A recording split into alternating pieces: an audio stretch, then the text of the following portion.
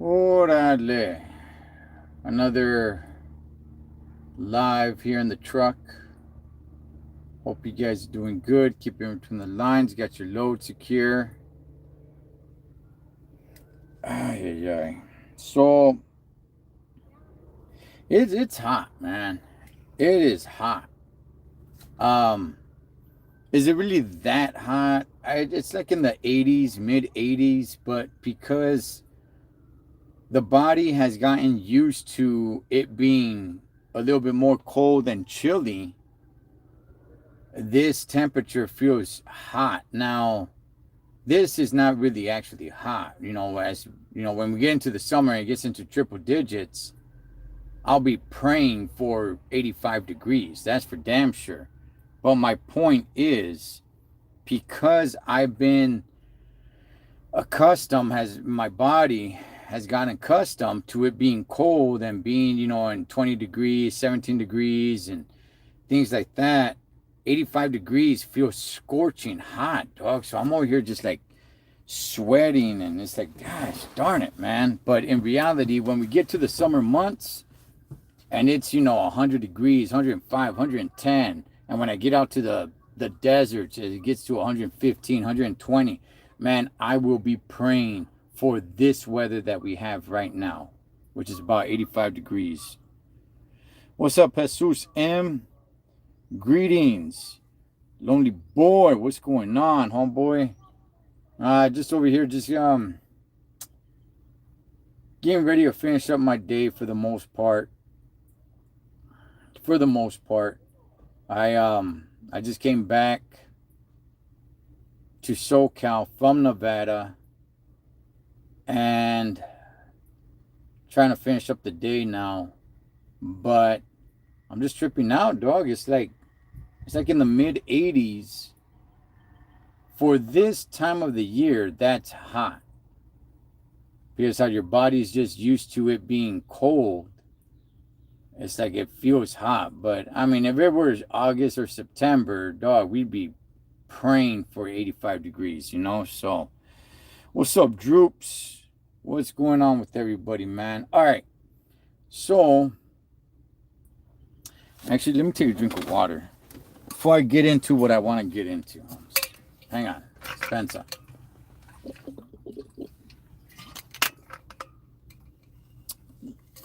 Oh, yeah, dog. Man, I got that nice water. You get some water and you chop up some cucumbers. You throw the cucumbers in the water and you let it sit overnight. Oh, dog, that's nice. That is nice, dog. I'm telling everybody, Holmes. Chop up some cucumbers, throw it in some water, and let it sit. Like a lot of people do, like lemon water, which is cool. That's fine. I do some lemon water myself. But if you just throw the lemon in right away and drink it just like that, you're not really getting all the good nutrients from it. You gotta let it sit for a while. What's up, Jam Zapata from Charlotte? Yeah, from North Carolina, huh? Okay. Let's see. Do not pull. All right, Vanessa La Chingona, what's going on? Hey, so we will be live tonight for the roundtable. We're going to talk about what's going on down in Mexico. We might get into another story or two. I'm not sure. That might take up a lot of time. We'll have a special guest who's going to jump on with us to talk about that subject, that who knows what he's talking about, But anyway, tamarindo water, best for me. Órale, dog, tamarindo water. When I go to like taquerias and stuff like that, not many of them have tamarindo. Not many of them do. Obviously, they got horchata, which I like horchata, but it's not the best. Give me some jamaica. Jamaica's good. I like that one. The agua de piña, that thing's nasty, homie. I don't like pineapple. It's just too sweet, Nah, Charlie, dog. I'm good on the pineapple, homie. I remember walking. It was super hot. I was really dizzy and felt to collapse, but it was a good thing I found shade tree next to a bus stop. Damn. Damn, damn, damn. All right, so let me go ahead and get into what I want to get into right now. We have a hit and run where the dude actually died. And the thing is, this was an actual, it wasn't a full truck, but it was a bobtail. Here, let me go ahead and play it. Let me see. Meanwhile, a local family is pleading for help finding the hit-and-run driver who killed a beloved husband and father. KTLA's Kimberly Chang is live in Silmar with more on their fight for justice and a really emotional interview, Kimberly. Hi, yes, we just spoke with the Hernandez family a short while ago. We're in front of their home here in Silmar. They tell me that day Perry Hernandez left his home, was on his... Silmar, shouts to the Valle. Hi, yes, we just spoke with the Hernandez family a short while ago. We're in front of their home here in Silmar. They tell me that day Perry Hernandez left his home, was on his way to work in Hawthorne when he was struck and killed. Okay, he lived in Silmar and worked in Hawthorne? Dog. That's a mission, Holmes. That is a mission. And you're like, if you're not familiar with LA, with Los Angeles, I mean, you're just smack in the middle, depending what time he goes to work, right? I mean, if he works, I don't know, like at 10 or 11 at night, that's one thing. But if he's working, if he has to be there in the morning, like at 8, good gosh, dog. Oh my goodness. Silmar to Hawthorne. With all the LA traffic, I mean, you're just smack in the middle of all the traffic, dog. That is, damn. I don't know for how long he did that mission for. And a really emotional interview, Kimberly. Hi, yes, we just spoke with the Hernandez family a short while ago. We're in front of their home here in Silmar. They tell me that day Perry Hernandez left his home, was on his way to work in Hawthorne when he was struck and killed. Oh, yeah, I see the footage. It's during the day. So, gosh, darn it. This guy had to be stop and go, man. That brake pedal must have got a lot of work. I'm still trying to process it. I can't believe that he's gone. It wasn't okay for them to do what they did and treat him as if he was nothing. He had us to come home to.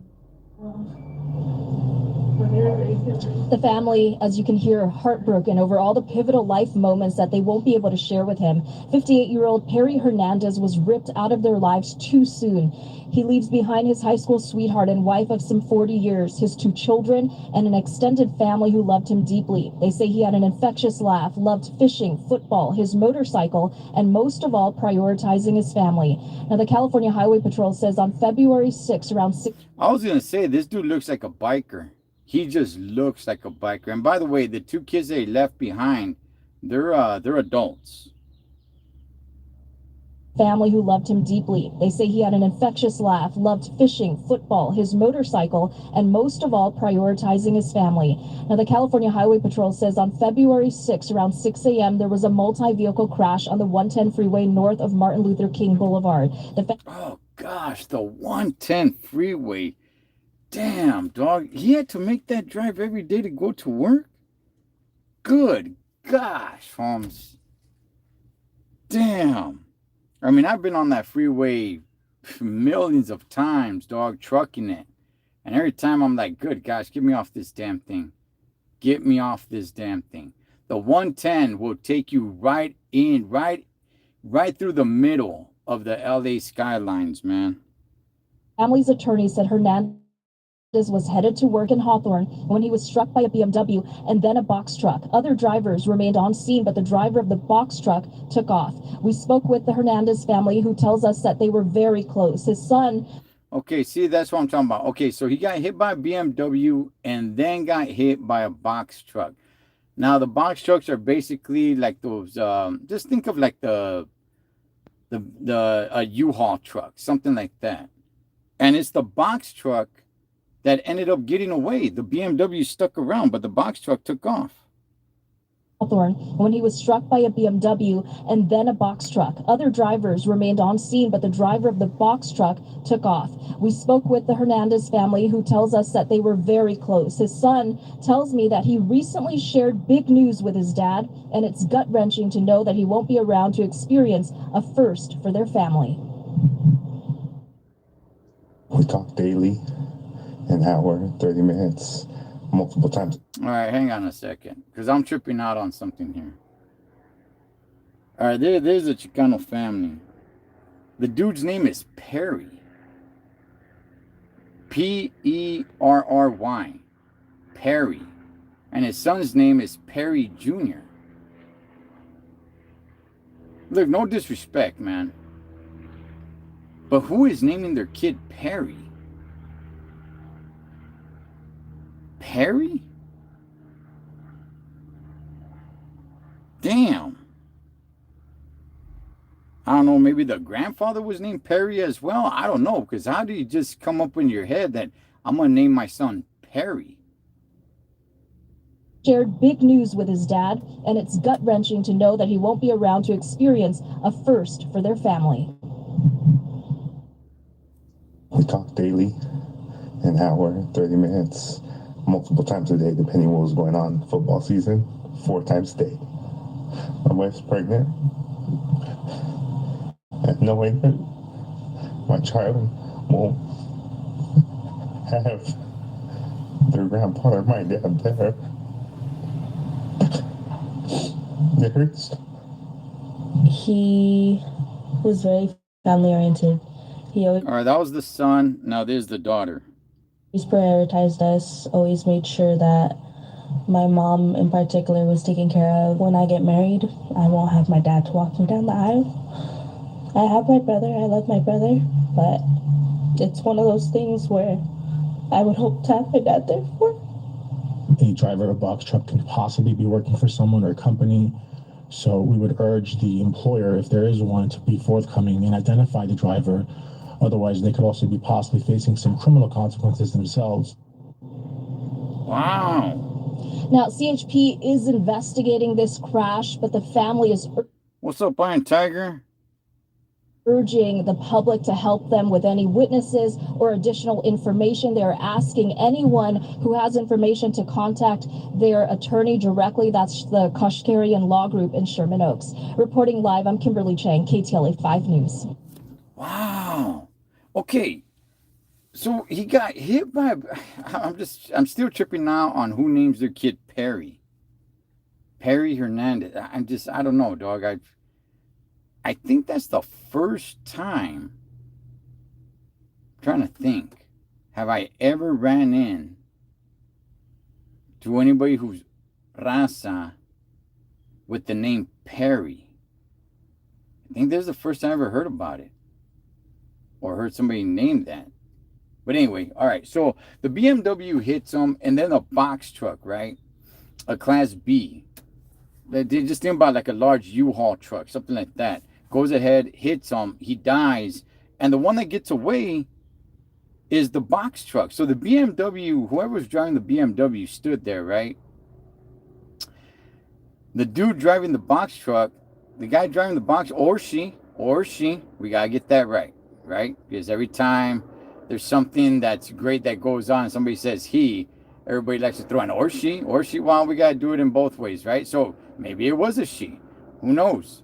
But the person in the box truck, they got away. That's kind of interesting to me, because personally, I would think like there's no way I can just drive off in a box truck. Everybody's gonna see it. Everybody's gonna, like, it just stand out. They never caught this person driving a box truck. By the way, not to mention the damage on the box truck and how it will stick out. I'm assuming the box truck, so it's got to belong to somebody, right? Probably not a company. It's probably a contractor. And I'm assuming it's pretty plain.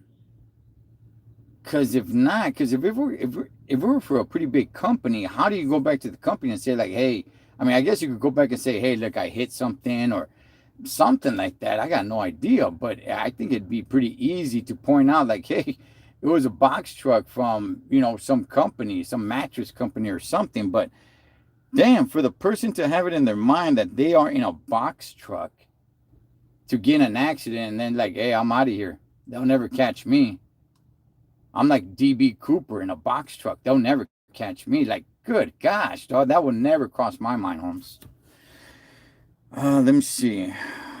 Working on, let's see, getting your CDL. Okay. Yeah, I handled it, man.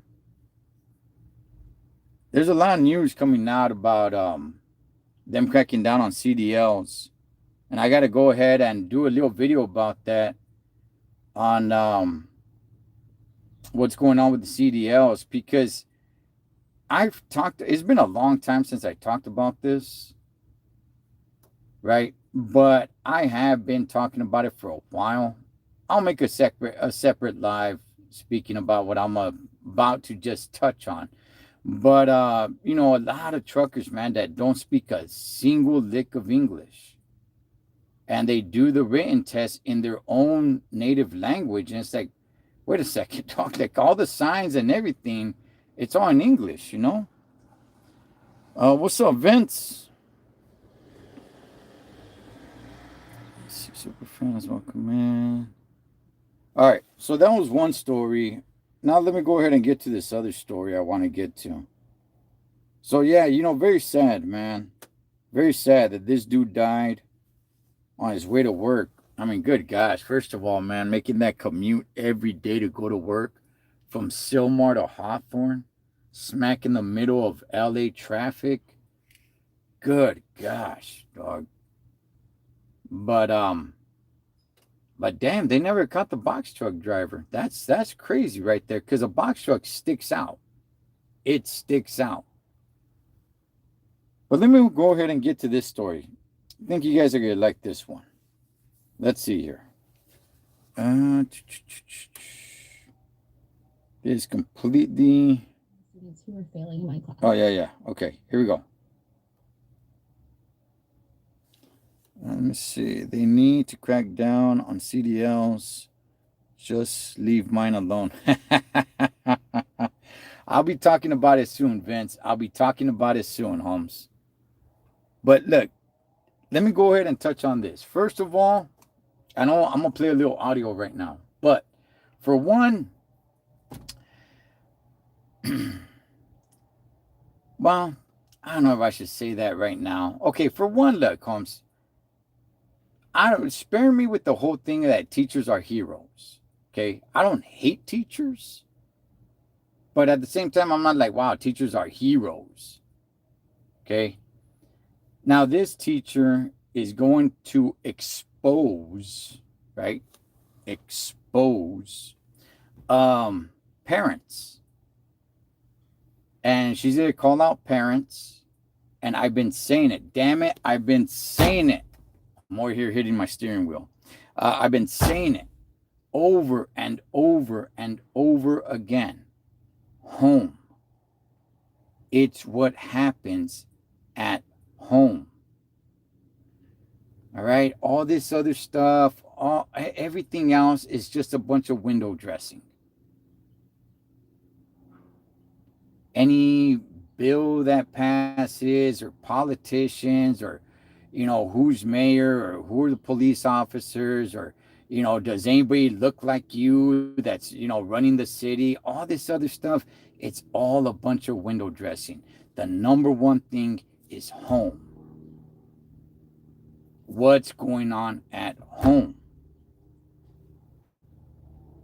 All right, let me go ahead and play this little audio. There's a teacher, and she's about to expose all the parents. Watch her. So yesterday morning, I sent out emails to all the parents of my students who were failing in my class. It was just like a vague email of like, hey, by the way, your student is failing. These are the things that they're probably missing, like major assignments that we just did. We have a test this week. I'm giving them a study guide, yada, yada, yada. Here are some of the responses I got. First off, I had a mom upset that I didn't send individualized. First of all, this teacher looks young. I don't know how old she is, but she looks like she's in her mid-20s, but she cannot be older than her early 30s. She looks young.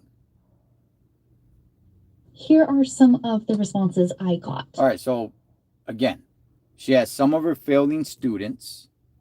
So she sent out an email to the parents saying, hey, your kids are failing. All right. Your kids are losers in my classroom. How about we turn that around, parents?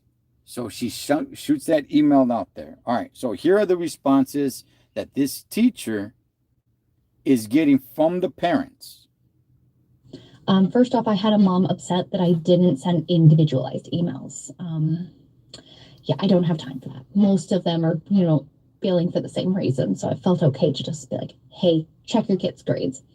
Okay, so she didn't personalize every student. The email didn't go, it was just an email to all the parents. They all got the exact same email. Hey, all your kids are a bunch of losing failures in my classroom. All right, I'm not going to individualize it because all your kids are failures. So I'm shooting you this email so that we can change it around. You work with me, I work with you, and we can change this around, parents. So one parent is offended that, well, how dare you put in a group email? Why didn't you just send it individually? Son was gone for 6 days. Can he be excused from the assignments? Back it up. Failing for the same reason. So I felt okay to just be like, hey, check your kids' grades. My son was gone for 6 days. Can he be excused from the assignments? My son was gone for 6 days. Can he be excused from the assignments? Let me see. Does she say? Okay, let me see. Hang on. No. Also, they didn't tell me who their son was. They just said, can my son be excused? So somehow I'm supposed to magically know who everybody's son is. I work almost. Okay. So one of the response from one of the parents is, my son was gone for 6 days. She didn't say why the son was absent for 6 days. Who knows? Maybe he was sick. Maybe he had COVID. Maybe he had a flu. Maybe he broke his pinky toe, getting up in the middle of the night to go take a piss and hit it on the door jamb. I don't know. But nonetheless, he was gone for 6 days. Can he be excused from the assignments? And like the teacher's saying, no, he cannot. But like the teacher also said, the parent also failed to mention who her son was. I don't really blame that too much, because I would kind of think, I could see a parent just kind of being like, well, I think you know who my son is if you're sending the email. Now, granted, it's a group email. I would kind of think with the name or whatever, right? So I don't really throw too much shade on that. But the fact that the son was absent for 6 days, I mean, for one, there's got to be some sort of explanation for that. But for two, it's like, no, you just don't get to skip out on that. You could say, all right, look, shoot it to us, and he'll go ahead and have to make this stuff up. Let's see. Where did it go? Right. Let's continue. No. Also, they didn't tell me who their son was. They just said, can my son be excused? So somehow I'm supposed to magically know who everybody's son is. I work almost 50 hours a week and I am in school. I don't have the time to monitor every lesson or review study guides with my child. Okay.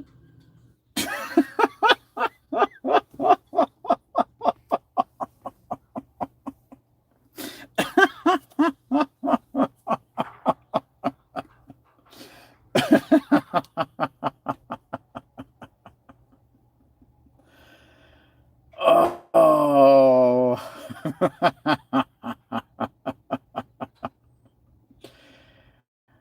Okay. Okay. You know what that sounds like to me? That sounds like a single mom. Now, I could be wrong. Could be a dad. But the person, the parent, nonetheless, the parent is saying, I work 50 hours a week and I go to school. I don't have time to review my child's work. So, oh, freaking well. So just, I guess, hope is all gone. I mean, that's basically what the parent is saying. I tell you, there's something going on right here, dog. I hear the ghetto bird. I see a couple of hoodas just passing around. But anyway, that's basically what the parent is saying. Parent is saying, like, look, what do you want me to do? You want me to be a parent? How can I be a parent? I work 50 hours and I go to school. I'm working to hook myself up. I guess it's cool if my student just fails. Because I'm thinking about my damn future, not my son's future. Let's hear that again. Let's hear that again. Just make sure we got it right. I work almost 50 hours a week and I am in school. I don't have the time to monitor every lesson or review study guides with my child.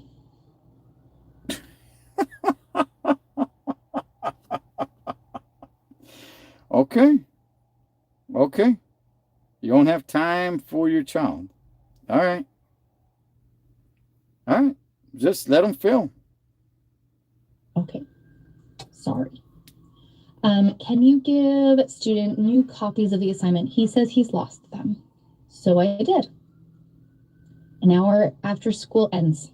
He lost them again. Please email me the files. I watched him put them in his backpack. If my daughter puts her head down, just be stern with her and threaten to call me. That usually works. What the heck? Let's hear that again. Again, please email me the files. I watched him put. Oh, so, okay. Well, the first one was, like, obviously, I used to do this a lot. I was a horrible student at school. I was a terrible student. And I would use that a lot. Like, oh, you know what? I lost it. Which, I didn't lose squat. I just didn't do it. So I didn't give a damn about school. Right. So, yeah. So that student's just saying, like, oh, he lost it. That's what he's telling his, I don't know, mom or dad, whoever the teacher's reaching out to. And then saying, like, well, he lost it again. It's like, yeah, no, he didn't lose it. He just doesn't want to do it. Him in his backpack. If my daughter puts her head down, just be stern with her and threaten to call me. That usually works. My daughter, you know, I will say this. All the other ones were boys. I don't know if anybody caught that. All the other ones were young little vatos. This is the first one that's actually a daughter. And the parent is saying, be stern with her and threaten to call me. That usually works. After school ends. He lost them again. Please email me the files. I watched him put them in his backpack. If my daughter puts her head down, just be stern with her and threaten to call me. That usually works.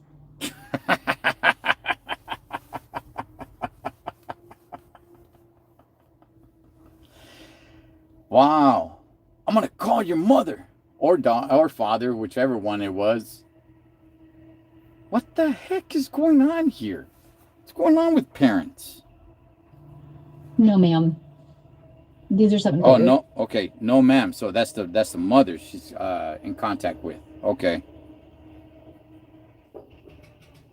I watched him put them in his backpack. If my daughter puts her head down, just be stern with her and threaten to call me. That usually works. What the heck? No, ma'am.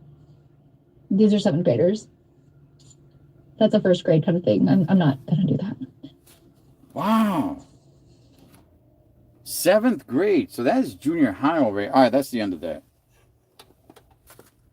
Okay, it's exactly what I keep saying over and over and over and over, damn it. Again, I'm hitting my steering wheel. Home. Parents.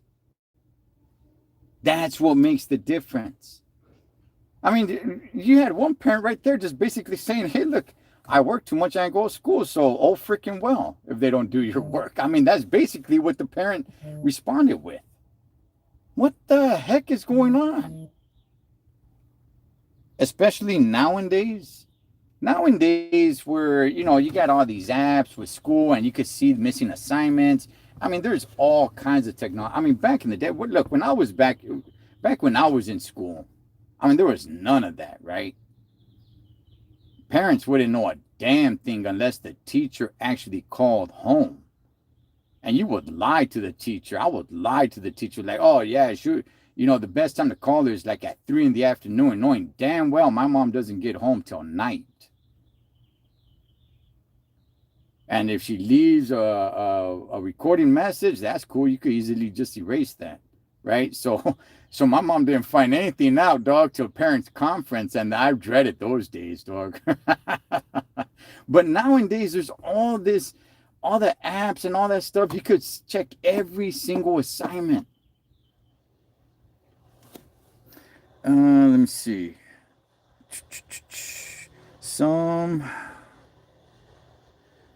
Sometimes some parents expect that the teachers are going to completely be responsible for the children. They forget that teaching continues at home. Yes. As a matter of fact, I would say the number one teacher is at home. I couldn't find a student do my homework. Parents already know their kids is dumbass. I mean, that's you know, on one of those, that's the one that kind of tripped me out the most, right? The one where it was just like, hey, you know what? I work 50 hours a week and I go to school. I don't have time to monitor every assignment. Like, that's what you're responding to the teacher with? So basically, that's it. He's a lost cause. Your child, he's a lost cause. That's it.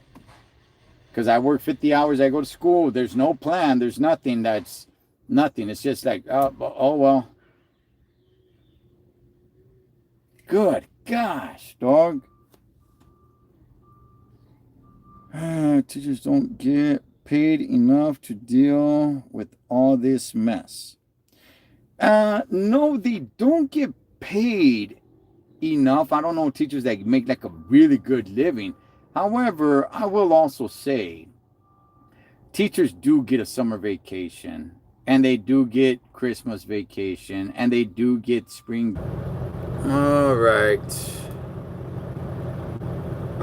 so my phone overheated and it took me off the live.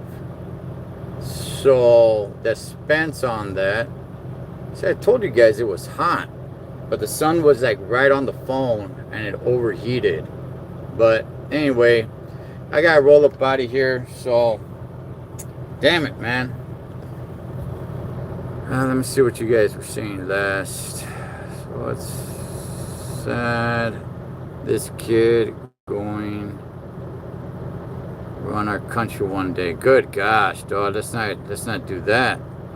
For that mom that goes,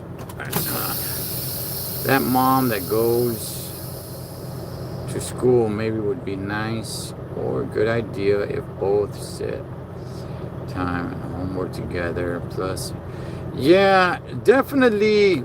Look, just tapping out like that and just saying, well, look, I work 50 hours and I go to school, so, oh well, like, what the hell? I don't understand that part. Let me see. I thought it was my home. Yeah, no. My phone overheated because I have it up on the holder on the tripod, and it was just right on the sun. And then next thing you know, it just kicked me off. So you got a call from your son's teacher. Hey, you know what? I'm gonna tell you guys this, because I got to hit the road, man. But I'm gonna tell you guys this, right? Both of my sons, they're adults now, right? Man, dog. It is. I'll tell you guys this when it comes to kids. It's not easy, but it's simple. don't conflate easy with simple. It's not easy, but it's simple, dog. You know, you go to the parent conferences, you just kind of keep up. Do you really want to do it? Not really.